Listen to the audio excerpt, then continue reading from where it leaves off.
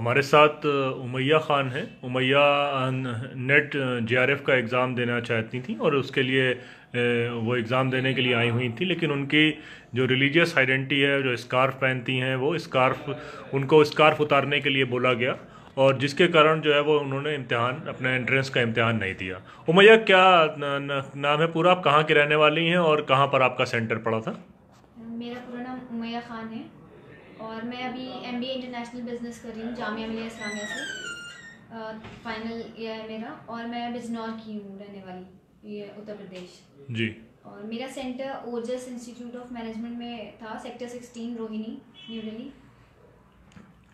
और तो क्या हुआ था उस दिन? आपने मतलब उनसे कुछ कन्फ्रंटेशन हुआ या उन्होंने किसी को भी नहीं जाने दिया, लेकिन जब आपने उनको कुछ बातचीत कही तो उसके बाद भी उन्होंने आपको नई एंट्रेंस इंटर करने दिया प्रेमिसेस में? क्या हुआ था, थोड़ा डिटेल में बताएं। मेरा सेंटर 2 घंटे दूर था मेरे हॉस्टल से, जामिया से। तो मैं 11 बजे यहाँ से निकल गई थी और 1:06 पर मैं वहाँ पहुँच गई थी। जी जी। और 1:15 से वहाँ पे एंट्री स्टार्ट थी और 2:15 पे मतलब एंट्री बंद होनी थी, तो इसलिए मैं जल्दी ही पहुँच गई थी कि प्रॉब्लम नहीं हो, अंदर जाने को मिल जाए, मसला नहीं हो कोई। तो जब मैं पहुँची वहाँ पर तो 1:06 हो रहा था। 1:15 पे मैंने एंट्री ली, जब गेट खुला तो वहाँ पर एक मेल स्टाफ मेंबर थे। उन्होंने मुझसे बोला, मतलब उन्होंने मेरा एडमिट कार्ड देखा, आइडेंटिटी कार्ड देखा, पैन कार्ड और फ़ोटो देखा मेरा। और फिर उन्होंने बोला कि उन्होंने बोला ये उतार के और बैग में रख दो और फिर अंदर क्लास में चले जाओ, चेक कर लो वहाँ पर। तो मैंने बोला सर मैं ये नहीं उतार सकती, ये मैं अंदर चेक करा दूँगी, फीमेल स्टाफ होगा, उन्हें पूरा उतार के सब कुछ, अबाया और हिजाब अपना, लेकिन मैं ये उतार के नहीं बैठ सकती क्लासरूम में। तो उन्होंने बोला नहीं नहीं उतारना तो होगा। फिर वहाँ पर भीड़ भी हो रही थी क्योंकि क्यू बनी हुई थी पूरी। तो मैं अंदर 3 फीमेल स्टाफ मेंबर्स थे, तो मैंने सोचा मैं उनसे बात करती हूँ, शायद मैं उन्हें अप्रोच करूँगी तो वो लोग मतलब ज़्यादा समझ पाएंगे सही से इस बात को। तो मैं उनके पास गई, मैंने उनसे बोला मैम मेरा फ़ोन बैग में रखा है और मैं जो है ये एडमिट कार्ड है, ये पैन कार्ड है और ये फ़ोटो है। तो उन्होंने बोला कि ये उतार के और बैग में रख दो। तो मैंने कहा मैम मैं ये नहीं उतार सकती, मैं आपको चेक करा सकती हूँ और आप अलग से मुझे ले जाके अंदर चेक कर लीजिए पूरा, ये उतार के मैं पेन्स उतार दूँगी, मैं क्लचर उतार दूँगी, मैं इयररिंग्स उतार दूँगी, पर मैं ये पूरा हिजाब नहीं उतार सकती। तो उन्होंने मुझसे बोला कि नहीं ये तो उतारना पड़ेगा, ये तो हमारे रूल्स में, ये तो उतारना होगा। मैंने कहा मैम ऐसा कुछ लिखा ही नहीं है गाइडलाइंस में, तो मैं कैसे उतार दूँ?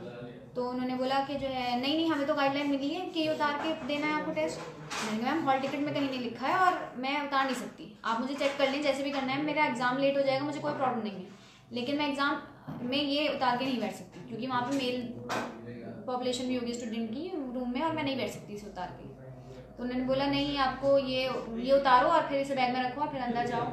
तो मैंने बोला मैम मैं मना ही किए जा रही थी उन्हें और मैंने हर तरह से रिक्वेस्ट करी उन्हें।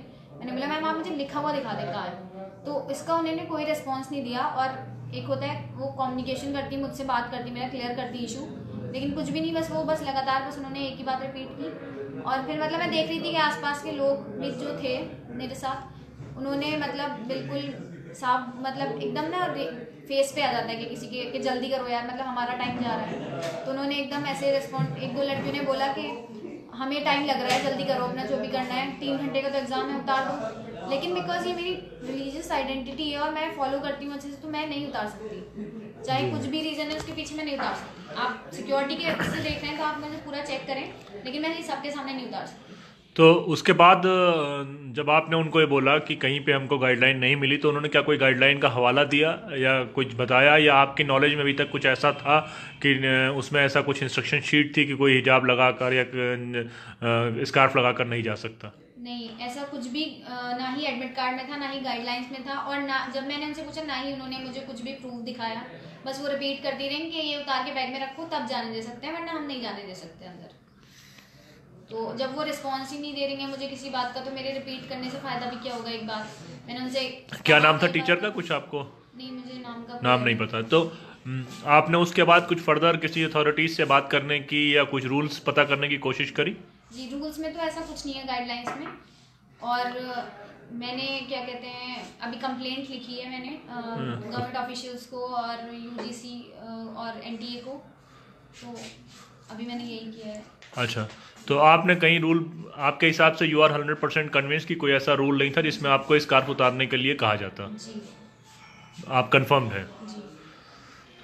तो दोबारा अभी किसने और किसी से आपकी बातचीत, कोई अथॉरिटी को आपने लेटर भेजा है, कोई फैक्स किया है, किसी से मिलने की कोशिश करी? जी मैं रिटन कंप्लेंट कर रही हूँ ये यूजीसी और एनटी में, और अभी मैंने किया नहीं है, बस मैं कर रही हूँ। तो हमारे साथ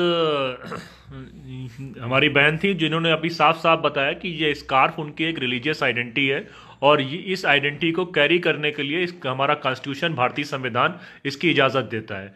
वो एग्ज़ाम सेंटर पे गई हुई थी, उसके बाद भी उस एग्ज़ाम सेंटर में गई थी, नेट जीआरएफ का उनका एंट्रेंस का एग्ज़ाम था।